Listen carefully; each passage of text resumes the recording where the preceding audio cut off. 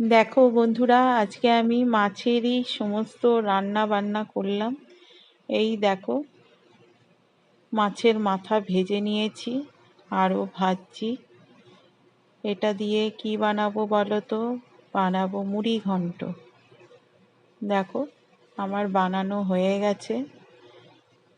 আমি রেসিপিটা দেখাতাম, কিন্তু আমার তো শরীর ভালো নেই, তাই জন্য দেখাতে পারলাম না। আবার মাছেরই আরেকটা আইটেম, মাছের তেল দিয়ে আলু বেগুন দিয়ে একটা তরকারি করলাম, কেননা রাতের বেলা কেনা খাবার খাবো আজকে। রাতের বেলা আমি করতে পারবো না।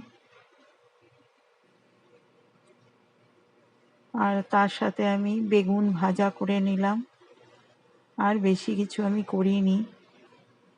কেমন লাগলো বলো।